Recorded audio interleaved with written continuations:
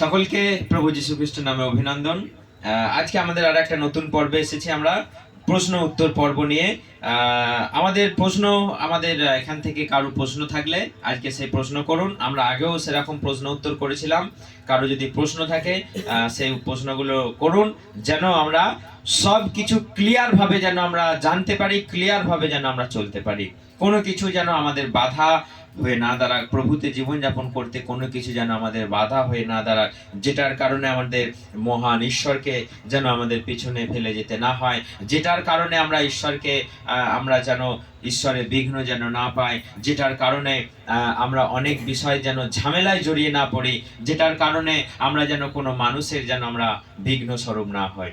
কারণ আমরা একটা স্বাধীন, আমরা একটা সুন্দরভাবে সরলভাবে জীবনযাপন করতে চায়। তো জগতে অনেক কিছু নিয়ম, অনেক কিছু ব্যবস্থা আছে। তো সেই সমস্ত নিয়ম কানুনের মধ্যে অনেক প্রশ্নও থাকে আমাদের। তো সেই সব প্রশ্নগুলো ক্লিয়ার করে আমাদের প্রভুতে চলা দরকার। তো সেই জন্য আমরা যেই পরিবেশে বাস করি, গ্রামে হোক বা শহরে হোক, যে পরিস্থিতিতে যে যেমন বাস করে, আমাদের প্রত্যেকেরই একটা প্রশ্ন থাকে, প্রত্যেকেরই সামাজিকভাবে একটা কিছু না কিছু থাকে। তো সেই প্রশ্ন নিয়ে আসুন, যেন আমরা সেই সমস্ত কিছু সঠিকভাবে ক্লিয়ার করে যেন জীবনযাপন করতে পারি। ঠিক আছে, কারো কোনো প্রশ্ন থাকলে বলুন এখন। মাস্টার, আমার একটা প্রশ্ন আছে। প্রশ্নটা হচ্ছে, অন্য জায়গায় যেখানে মন্ডলী আছে সেখানে বাইবেল পড়তে নিষেধ করছে, কিন্তু বাইবেল পড়াটা কি অপরাধ? বাইবেল আমরা কি পড়তে পারি? কোথাও কোথাও বলছে এরকম, শুনেছেন যে বাইবেল পড়া যাবে না, বাইবেল পড়তে নিষেধ, বা বাইবেল কেন নিয়েছেন, এরকম কেউ কিছু বলছে। আমিও এরকম দু চার কথা অন্য অন্য বিশ্বাসীদের কাছ থেকে আমি শুনেছি যে অনেক মানুষ রিপোর্ট করছে যে অমুক জায়গায় প্রার্থনা করতে গেলে বাইবেল পড়তে দিচ্ছে না। এবং একটা মানুষ বাইবেল কিনে নিয়েছিল, সে কোনো একটা উপায়ে বাইবেল কিনে নিয়ে এসে সেখানে গিয়েছিল প্রার্থনা করতে। তো তারা তাকে ধমকি দিয়েছিল যে কেন তুমি বাইবেল নিয়েছো, কেন তুমি বাইবেল পড়েছো, কার অনুমতিতে তুমি বাইবেল নিয়েছো, বাইবেল পড়েছো। তো সেই জন্য আমাদের সত্যটাকে জানতে হবে। কারণটা হচ্ছে, বাইবেলই হচ্ছে একমাত্র মাধ্যম যেটার মধ্য দিয়ে ঈশ্বর আমাদের সঙ্গে কথা বলে। কারণ আমি যদি বাইবেল যদি না পড়ি, ঈশ্বরের বাক্য যদি আমি না শুনি, না পড়ি, না জানি, তাহলে কেমন করে আমি চলবো? শুধুমাত্র দু চার কথা আমি মণ্ডলীতে গিয়ে শুনে এলি, তো আমি সবটা ক্লিয়ার ভাবে বুঝতে পারছি না, জানতে পারছি না।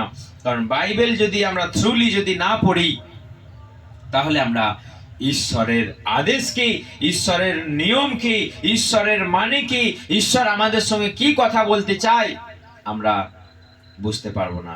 কারণ বাইবেল বলছে সত্যকে জানো, সত্য তোমাদেরকে স্বাধীন করবে। বাইবেল বলছে তোমার বাক্যই আমার চরণের প্রদীপ, তোমার বাক্যই আমাকে সাহস দেয়, তোমার বাক্যই আমাকে শক্তি যোগায়। দাউদের যদি আমরা পড়ি, গীত সংহিতা যদি পড়ি, সেখানে শুধু বাক্যের উপরে জোর দেওয়া আছে। আমি প্রভু তোমার বাক্যকে আমি ধ্যান করি, প্রভু আমি তোমার বাক্যকে আমি পাঠ করি, এবং তোমার বাক্যই আমাকে সাহস দেয়, তোমার বাক্যই আমাকে সচেতন করে, আমাকে সতর্ক করে। তাহলে সেই বাক্য যদি আমরা না পড়ি, সেই বাইবেলের বাক্য যদি আমরা না হৃদয়ে সঞ্চয় করে রাখি, তাহলে কেমন করে একটা মানুষ জীবনযাপন করতে পারে? হালেলুয়া। বাইবেল বলছে যে কিছু বীজ একজন বীজ বপনকারী কিছু বীজ নিয়ে বপন করতে গেল, তার মধ্যে কিছু বীজ পড়ে গেল রাস্তার ধারে, তার মধ্যে কিছু বীজ পড়ে গেল পাথুরে জমিতে, তার মধ্যে কিছু বীজ পড়ে গেল কাঁটা ঝোপে, তার মধ্যে কিছু বীজ পড়ে গেল উত্তম জমিতে। সেই উত্তম জমিতে যখন বীজটা পড়লো, সেই গাছটা বড় হলো, অনেক ফল দিল। হালেলুয়া। অর্থাৎ সেই হচ্ছে বীজ, হচ্ছে ঈশ্বরের বাক্য। কিছু বীজ রাস্তায় পড়লো, পাখিরা খেয়ে নিয়ে গেল। অর্থাৎ সেই বীজটা হচ্ছে এমন একজন ব্যক্তি যে প্রভুর কথা শুনলো, বুঝলো, আর অমনি সে ভুলে গেল, এবং শয়তান এসে তার বাক্যটাকে হৃদয় থেকে চুরি করে হরণ করে নিয়ে চলে গেল। সে ভুলে গেল, তার মানে সেই বীজটা রাস্তায় পড়লো, পাখিতে এসে খেয়ে নিয়ে চলে গেল। আমরা প্রভুর কথা শুনলাম আর অমনি ভুলে গেলাম, প্রভুর কথা শুনলাম আর ভুলে গেলাম। কিছু বীজ পথের ধারে পড়লো পাথুরে জমিতে, সেখানে মাটি নাই, সেই বীজটা খুব তাড়াতাড়ি বড় হয়ে উঠলো, খুব তাড়াতাড়ি বড় হয়ে উঠলো, কিন্তু যেই রোদ উঠলো, সূর্য উঠলো, অমনি চুঙে গেল। অর্থাৎ তার মূলটা মাটির ভিতরে না যাওয়াতে সে যখনই রোদ উঠলো সে শুকিয়ে গেল। এই ধরনের কিছু মানুষ আছে যারা প্রভুর কথা শুনলো, আনন্দের সঙ্গে এলো, বুঝলো, হ্যাঁ খুব ভালো, এই তাই করে নানানিধি কথা বললো। যখনই কোনো একটা সমস্যা এলো, যখনই কোনো একটা প্রলোভন এলো, যখনই কোনো একটা কটূক্তি এলো, কেউ কিছু বলল, সে প্রভুর কথায় বিশ্বস্ত হলো না, সে প্রভু থেকে সরে চলে গেল। তাহলে ঈশ্বরের বাক্য যদি আমার ভিতরে স্থান না পায়, ঈশ্বরের বাক্য যদি আমি বুঝতে না পারি, আমি কেমন করে প্রভুতে টিকে থাকবো? কারণ তিনি আমাদেরকে যে আদেশ দিয়েছেন, তিনি আমাদেরকে যে শিক্ষা দিয়েছেন, সেই বাক্য না পড়লে, বাইবেল না পড়লে আমরা কেমন করে বুঝতে পারবো? দু চারটে গল্প, দু চারটে পাঁচ কুমারীর গল্প, প্রভুভোজের গল্প, দু চারটে বীজ বপনের গল্প, দু চারটে গল্প নিয়ে বাইবেলের উদাহরণ স্বরূপ, দৃষ্টান্ত স্বরূপ সেইগুলোকে পড়লে তো আমাদের জীবনটাকে আমরা ঠিক করে চলতে পারবো না। তিনি যেই রকম বাক্য আমাদেরকে দিয়েছেন, তিনি যেই রকম আমাদেরকে আদেশ দিয়েছেন, সেই বাক্যকে আমাদের পড়তে হবে, আমাদের জানতে হবে। কারণ সেই বাক্য, বাইবেল বলছে প্রভুর বাক্য দ্বিধার তীক্ষ্ণ ধারালো অস্ত্রের মতো। কেমন ঈশ্বরের বাক্য? দুদিক ধার, এইদিকেও ধার, এইদিকেও ধার। মানে আপনি সেটাকে মারলেও কাটবে, আবার সেটাকে তুলে নিলেও কাটবে। আপনি যেরকম এইভাবে চালান, আমরা দেখেছি যারা যুদ্ধ করে অস্ত্র তরোয়াল নিয়ে, তারা এইভাবে চালায়, মানে এদিকে গেলেও কাটবে, এদিকে গেলেও কাটবে। হালেলুয়া। বাইবেল বলছে ঈশ্বরের বাক্য দ্বিধার তীক্ষ্ণ ধারালো অস্ত্রের ন্যায়। যেখানে কিছু ভেদ করতে পারে না, সেখানে ঈশ্বরের বাক্য ভেদ করে চলে যায়। তাহলে সেই বাক্য যদি আমি না পাঠ করি, সেই বাক্যকে নিয়ে যদি আমি না ধ্যান করি, আমি কি করে ঈশ্বরের সঙ্গে আমি বিলীন হয়ে যেতে পারবো? কি করে আমি ঈশ্বরকে ধ্যান করব? কিসের উপর ভিত্তি করে ঈশ্বরকে আমি ধ্যান করব? তার বাক্যের উপরে ভিত্তি করে তো আমি ধ্যান করব। তাহলে সেই বাক্য পড়তে যদি আপনাকে কেউ বঞ্চিত করে, আপনি সাবধান, আপনি সেই জায়গায় এড়িয়ে চলুন। কারণ ঈশ্বরের বাক্য যেখানে নেই, আপনার জীবন সেখানে ঠিক নেই। আর একটা বীজ দেখুন,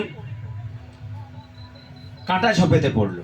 আমরা জানি যে কাঁটা ঝোপেতে যদি সব কিছুকে চাপা দিয়ে দেয়, সে আর ফল দিতে পারবে? সেই বীজ কাঁটা ঝোপেতে পড়লো, সে বড় হলো, গাছটা বড় হলো, কিন্তু কাঁটা ঝোপও তাকে কি করে দিল? ঢাকা দিয়ে দিল। সে আর সেই কাঁটা ঝোপটাকে উঠে বেরিয়ে আসতে পারলো না, কোনো ফল দিতে পারলো না। সে হচ্ছে এমন একজন ব্যক্তি যে প্রভুর কথা শুনলো, যে প্রভুর কথা বুঝলো, কিন্তু টাকা পয়সার চিন্তা, ধন সম্পদের চিন্তা, সামাজিক চিন্তা, এই খ্রিস্টানের চিন্তা, এই অমুক তমুক নানা রকমের চিন্তা তার মাথায় ঢুকিয়ে দিল। কেউ বলে দিল এটা খ্রিস্টান, কেউ বলে দিল এটা মুসলমান, নানা রকম চিন্তা ঢুকিয়ে দিল। কেউ বললো তোরা অমুক হয়ে গেছিস, কেউ বললো তোদেরকে আমরা যাতে নেবো না, এই ধরনের নানা কথা তার মাথায় ঢুকিয়ে দিল। সে প্রভুর কথাও ভুলে গেল, বললো না আমার আর যাওয়ার দরকার নেই, না আমার প্রার্থনা করতে যাওয়ার দরকার নাই। সে বুঝলোই না যে কেমন করে ঈশ্বরকে চিনতে হয়, কেমন করে প্রার্থনা করতে হয়। ঈশ্বর কি? ঈশ্বর যে আমাদের জন্য এত কিছু করেছে, ঈশ্বর যে আমাদের কোনো জাত ধর্ম, আমাদেরকে ভেদাভেদ কিছু করেনি, ঈশ্বর যে আমাদেরকে কোনো রকম কোনো নির্দিষ্ট নামে তিনি চান না যে তুমি এই ধর্ম, তুমি এই জাত। ঈশ্বর আমাদের সবাইকে সমান করে দিল। যদি ঈশ্বরের বাক্য যদি না পাঠ করি, আমি কি করে জানবো? সেই জন্য তার চিন্তাধারা এমন পৌঁছে গেল যে সে প্রভুর বাক্যকে ভুলে গেল, সে পালিয়ে গেল। আর একটা বীজ লেখা আছে যে উত্তম জমিতে পড়লো, ভালো জমিতে পড়লো, সে বড় হলো, সে অনেক বড় হলো, অনেক ফল দিল, কেউ 100 গুণ, কেউ 60 গুণ, কেউ 30 গুণ। অর্থাৎ যে বাক্য শুনলো, বুঝলো, প্রভুকে চিনে নিল, যে সদা প্রভু ঈশ্বর যীশু খ্রিস্ট আমাদের মুক্তিদাতা, আমাদের জন্য জীবন দিয়েছে, আমাদের জন্য প্রাণ দিয়েছে, আমাদের জন্য রক্ত ঝরিয়েছে, মৃত্যুর 3 দিন পর জীবিত হয়ে উঠেছে, এবং তিনি আমাদেরকে যে আদেশ দিয়েছেন আমরা সেই আদেশকে মেনে চলবো। তাহলে এই বাক্য যদি আমরা না পড়ি, এই বাক্য যদি আমরা না শিখি, না জানি, তাহলে কিসের উপর ভিত্তি করে আমরা জীবন যাপন করব? কারণ তার মুখ নির্গত বাণী বাইবেলের মধ্যে লেখা আছে। তিনি বলেছেন আকাশ ও পৃথিবী বিলুপ্ত হয়ে যাবে, আমার মুখের একটা কথাও নড়চড় হবে না। হালেলুয়া। তাহলে সেই বাক্য যদি আমরা না পড়ি, কেউ যদি বলে যে বাক্য কেন পড়ছো, তুমি বুঝবে না, কয়জনা জ্ঞানী আছে, কয়জনা বুঝবে? কিন্তু পড়তে পড়তেই তো আমরা বুঝবো, পড়তে পড়তেই তো পাস্টরকে আমরা জিজ্ঞেস করব যে এটা কি বুঝতে পারছি না, তখন তো সেটা ক্লিয়ার হবে। বাইবেলই যদি আপনি না পান, বাইবেলই যদি না পাঠ করেন, তাহলে কি করে আপনারা প্রভুতে বিশ্বস্ত হবেন? হালেলুয়া। সেই জন্য যদি কেউ বলে বাইবেল পড়া যাবে না, সেই জায়গাটাকে এড়িয়ে চলুন। যদি বলে যে না বাইবেল দেয়া যাবে না, বাইবেল তোমাদের জন্য নয়, আপনি সেই জায়গাটাকে এড়িয়ে চলুন। তা না হলে আপনার জীবনের বিপত্তি ঘটতে পারে। সেই জন্য বাইবেল পড়ুন, অবশ্যই প্রত্যেকটা দিন আপনি বাইবেল পড়ুন। ঈশ্বরের ইচ্ছা, ঈশ্বরের পরিকল্পনা আপনার জীবনে কি, সেটা আপনি জানার চেষ্টা করুন। ঈশ্বর আপনার সঙ্গে কথা বলবে। আশা করি সকলে বুঝতে পেরেছে। দ্বিতীয় কোনো প্রশ্ন থাকলে ঝট করে করুন। কারো কোনো প্রশ্ন? পাস্টার, আমার একটা প্রশ্ন আছে।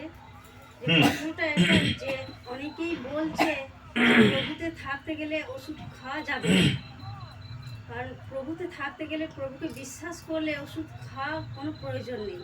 তোমরা যদি প্রভুতে থেকেও যদি তোমরা ওষুধ খাও, তাহলে তোমাদের প্রভুর প্রতি বিশ্বাসটা কোথায়? কেউ এরকম বলছে। হ্যাঁ, ঠিক আছে।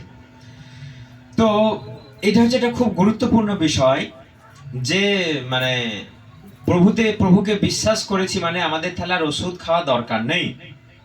ওষুধ খাওয়া দরকার নেই। অনেক টাকা সেভ হয়ে যাবে। তো অনেক টাকা সেভ হয়ে যাবে যদি আমাদের ওষুধ খেতে না হয়। অনেক টাকা আমাদের বেঁচে যাবে। যদি কারো অপারেশন ঘরে যেতে না হয়, তাহলে তো অনেক টাকা বেঁচে যাবে। ঈশ্বরকে ধন্যবাদ যদি এইভাবে আমাদের চলে যায়, খুব ভালো। কিন্তু যদি আমরা এটাকে গোঁড়ামের মতো দেখি যে প্রভুকে বিশ্বাস করেছি মানে আমরা ওষুধ খাবো না, যদি ওষুধ খেয়ে নিই তাহলে কিসের বিশ্বাস, কোথায় ঈশ্বর? আমি কেন ওষুধ খাবো? তাকে বিশ্বাস করেছি বলে আমি কেন ওষুধ খাবো? কারণ প্রভুই তো আমাকে ঠিক করে দেবে। খুব ভালো কথা। প্রভু যদি আমাদের সবকিছু ঠিক করে দেয়, প্রভু যদি আমাদের ওষুধ খেতে না হয়, প্রভু যদি এমন আশীর্বাদ করে ওষুধ খেতে না হয়, আমরা বেঁচে গেলাম। মঙ্গল আমাদের জীবনে, আশীর্বাদ খুব ভালো যে ওষুধ ছাড়া আমরা জীবনযাপন চলছে, মানে খুব ভালো, অনেক টাকা লাগবে না। কিন্তু ধরুন এমন কোনো সমস্যা হলো, এমন কোনো পরিস্থিতি হলো, আপনাকে ওষুধ খেতে হবে, তখন কি করা যাবে? কেউ যদি বলে যে না ওষুধ খাবো না, আমাকে ঈশ্বর বাঁচালে বাঁচায়, নাহলে আমি মরে যাব, আমি তবু ওষুধ খাবো না। তো এইটা হচ্ছে একটা গোঁড়ামি, এইটা হচ্ছে আমাদের একটা অশিক্ষা। কারণ যদি আমাদের ওষুধ প্রয়োজন না হতো, তাহলে তিনি আদি পুস্তকে লেখা রয়েছে এইসব গাছ আমি তোমাদেরকে দিলাম, এইসব সবুজ উদ্ভিদ আমি তোমাদেরকে দিলাম অনেক, ওষুধের জন্য তোমরা সেগুলো ব্যবহার করবে, ওষুধের জন্য তোমরা সেগুলোকে ব্যবহার করবে। তাহলে যদি ওষুধ আমাদের জীবনে যদি প্রয়োজন না হতো, তাহলে ঈশ্বর শুরুতে গাছের মধ্য দিয়ে নানা রকমের ঔষধি গাছ আমাদের দিত, আমাদের তৈরি করতো না। তাহলে বলতো যে না তোমাদের ওষুধ আমি আছি, তোমাদের ওষুধের প্রয়োজন নাই, তাহলে আমি ওষুধের জন্য কোনো গাছ বা কোনো রকম আমি তৈরি করব না। আজকে এত বড় বড় ডাক্তার তৈরি হচ্ছে, তাহলে তারা বলতে যে না আমি ডাক্তার হব না, ঈশ্বর আছে সব ঠিক করে দেবে। আজকে যদি আপনি ভেলোর হসপিটালে যান, সেখানকার ডাক্তার নার্সরা সকালে আগে ঈশ্বরের আরাধনা করবে, ঈশ্বরের গীত গাইবে, ঈশ্বরের কাছে প্রার্থনা করবে, তবে তারা ট্রিটমেন্টে লাগবে। তাহলে তারা তো বলতো যে না আমাদের তাহলে তো প্রভু আছে, সব ঠিক করে দেবে। তো সেই জন্য আজকে যারা বলছে যে না আমরা বিরাট বিশ্বাস, ওষুধ আমরা খাবো না, ওষুধ না খেয়ে যদি আপনার সারাটা জীবন চলে যায়, মঙ্গল, খুব ভালো, ঈশ্বরের গৌরব হোক, ঈশ্বরের মহিমা হোক। কিন্তু যদি ওষুধ খাওয়ার মতো পরিস্থিতি আসে, কেন খাবেন না? ওষুধ খেয়ে নিলে আপনার বিশ্বাস অল্প, আপনার দুর্বল বিশ্বাস, আপনি পরিত্রাণ পাবেন না, এটার কোনো মানে নেই। কারণ ঈশ্বর আমাদের জন্য ওষুধ তৈরি করেছেন, বড় বড় ডাক্তার তৈরি করেছেন, এবং আজকে নানা রকম ভাবে বাচ্চা কাচ্চা সিজারের মধ্য দিয়ে হচ্ছে, এবং নানা অপারেশন আজকে অপারেশনের মধ্য দিয়ে মানুষ আজকে সুস্থ হচ্ছে, মানুষ আজকে বেঁচে থাকছে, মানুষ আজকে বাঁচার একটা সাহস পাচ্ছে, বাঁচার একটা উপায় পাচ্ছে। তাহলে আগেকার দিনে মানুষ কত মারা পড়তো, মানুষ আজ বেঘরে মারা যেত, বিনা ওষুধে, বিনা অপারেশনে, বিনা চিকিৎসায় মানুষ কত মারা পড়েছে। কিন্তু আজকে এত কিছু উন্নত, ঈশ্বর আমাদেরকে এত জ্ঞান, এত বুদ্ধি, এত ওষুধ, এত কিছু আমাদেরকে দিল, আমরা যদি সেগুলোকে ব্যবহার না করি, আমরা তো মূর্খ। তাহলে তো আমরা তো একদম সেই গোঁড়ামি ধর্ম পালন করছি। এটা কি কোনো গোঁড়ামি? না, ঈশ্বর আমাদেরকে জ্ঞান চক্ষু খুলে দিলে আজকে ব্যবহার করা শিখেছি আমরা। আজকে সেই রকম বিজ্ঞানের ব্যবস্থা, ঈশ্বরের জ্ঞান, এসব একটা মানুষ কি করে কোথা থেকে জ্ঞান পেতে পারে? যতক্ষণ না ঈশ্বর সেখান থেকে জ্ঞান দিচ্ছে, যতক্ষণ না ঈশ্বর আমাদের সেখান থেকে বুদ্ধি দিচ্ছে, আমরা নিজেদের কিছু নেই, নিজেদের আমাদের কিচ্ছু নেই। সেই জন্য যা কিছু হচ্ছে জানবেন ঈশ্বর আমাদেরকে জ্ঞান দিচ্ছে বলে আমরা প্রাপ্ত করছি। তবে কি আমরা এত কিছু আজকে তৈরি করতে পারছি? এত ওষুধ তৈরি হচ্ছে, ওষুধ খেয়ে মানুষ আজকে বেশি দিন বেঁচে থাকার, সুস্থ হবার একটা সাহস পাচ্ছে, মানুষ বেঁচে থাকছে। যদি ওষুধ না থাকতো অনেক মানুষ আজকে মারা পড়তো। কারণ ঈশ্বর আছে আমাদের, ঈশ্বর আমাদেরকে পরিত্রাণ দেবে, ঈশ্বর আমাদেরকে সুস্থ করবে, ঈশ্বর আমাদেরকে সঙ্গে সঙ্গে থাকবে, সব ঠিক আছে। কিন্তু কখনো কখনো কোনো শরীর খারাপ, কোনো রোগ হলে আমাদেরকে ওষুধ খাওয়া দরকার, আমাদের ওষুধ খাওয়া দরকার।